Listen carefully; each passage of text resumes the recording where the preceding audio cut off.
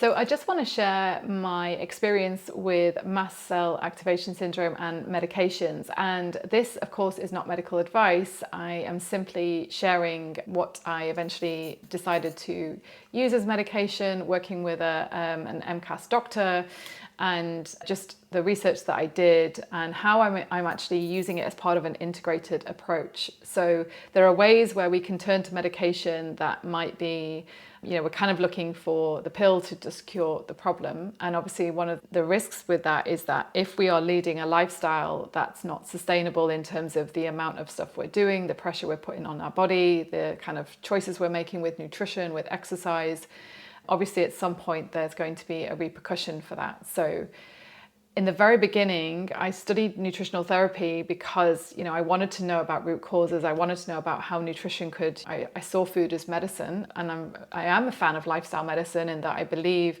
nutrition and exercise and getting adequate sleep and great social connection is part of our health, but it should also just be part of our lifestyle. So again, the whole approach to this has become kind of a little bit hijacked by an industry that wants to make a lot of money, overcomplicate things, sell you stuff, and really confusing a lot of people. So often what I'm trying to do is really clear away the complexity and just get people doing the basics brilliantly.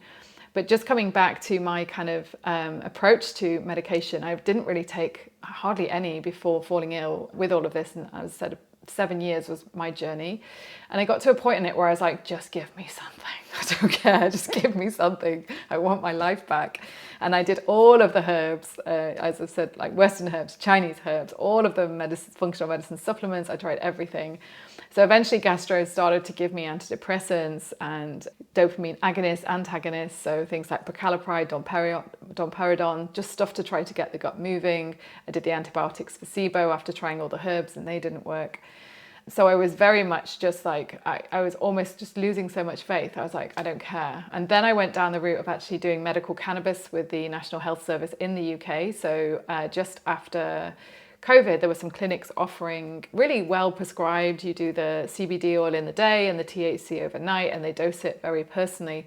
But I actually couldn't tolerate it. It just made me feel like I was kind of walking through mud, really sluggish, really groggy. I pushed that to one side. I then tried low-dose naltrexone, which many of you with MCAS might be looking at and thinking about. Again, this was after COVID. It didn't have any effect on me I did 3 months on it, on the liquid. And I was aware of low-dose naltrexone because I have many clients with autoimmunity and I've seen the research and some of them benefit immensely from this and the kind of reduction in inflammation and neuroinflammation that it provides. And so from then I kind of moved into big lifestyle changes, moving abroad, stepping away from work, 7-day water fast. So trying some really extreme stuff, psychedelics eventually, which definitely would not advise. Not because I don't think they have a place, but if you're with MCAS, obviously there's a risk of anaphylaxis and allergic reactions. I didn't know I had this at the time. And it's definitely not necessarily regulated. Although it's legal in some places, it's not regulated very well. And there's not much experience sometimes from facilitators around possible allergies. But also you can fall into, more dire straits with your health. Again, I had got to a point of feeling like I was just almost giving up on myself, if I'm truly honest. I just felt so hopeless. And then medication-wise, I had COVID a couple more times. And again, gastro started to suggest steroid medication and things to kind of bring the inflammation down. I tried all of the gastritis medications, so that coat the lining of the gut, sulcrafate, and all of those things. It was actually after my 4th round of COVID, I was very unwell with a cough that was keeping me up through the night. And a pharmacist here in Portugal prescribed bilastine, which is an antihistamine. And I took it to clear the mucus for the cough and actually noticed not only did it help the cough, it actually started to make a massive difference to my lower GI issues, which I was convinced was some form of dysbiosis. But after COVID, it also moved into like histamine intolerance stuff. So really bad, severe bloating, really noisy, liquid bowel movements, completely different to what it was before COVID. This antihistamine working turned my attention back to MCAS, which I'd ruled out because I just didn't have a lot of the skin issues. Only mildly after COVID would I get dermatitis and it would clear. and some itching and flushing. The flushing got a little bit worse actually after my 4th round. So now I turn my attention back to MCAS and had a great conversation with a doctor in the UK. So the MCAS clinic run by Dixon's Pharmacy online, and the doctor there, Dr. Jen Shaw, very randomly knew me because I wrote a recipe book, 15 years ago, maybe 13 years ago, and she had a copy. But we had a great chat, and she just talked me through post-COVID, sometimes stabilizing the mast cells was hugely beneficial. And I was incredibly nervous about medication at this point because my system was really sensitive. But I explained that the H1 antihistamine seemed to work. So she talked me through that the process is to try a H1 antihistamine and a H2. So one works on systemic histamine production, one works on GI histamine production. And I had tried a gut antihistamine, famotidine, a good couple of years ago. No difference, just made me feel really sick. So it didn't make a difference. But actually this time, in combination with bilastine, the H1, I did feel some degree of reduction in symptoms that again allowed me to eat more foods. I had a lot of sinusitis, rhinitis, and some of that improved as well. But actually she talked me through what they're doing at this MCAS clinic is adding in with H1, H2, the next medication is Ketotifen for gut issues, then Montelukast, which is an asthma medication, and low-dose Naltrexone, and then finally maybe cromolyn if those don't work. And for 3 months you work on stabilizing the mast cells and then begin to, so you might take the dose up and then you bring it down and then you withdraw. And by that time you have hopefully made enough of a difference to have a broader variety of nutrition and of course just kind of brought the system down.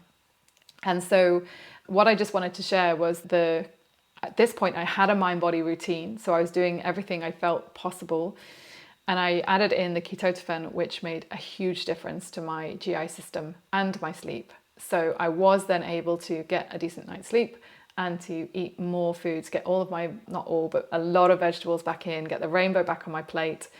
And actually it allowed me to focus quite a lot more on the mind-body work and really being with my emotions and with my nervous system. And because what I hadn't realized is I think each round of COVID, it's the neuroinflammation. So inflammation obviously passes the blood-brain barrier, was causing quite a lot of distraction and anxiety. And so it was getting harder and harder after these infections to actually stay focused on my work. So then it was harder to make time for the practices because my work was taking me so much longer. Conversations were taking me so much longer. And I didn't have the opportunity at that point to have time off work. I was already committed to some projects.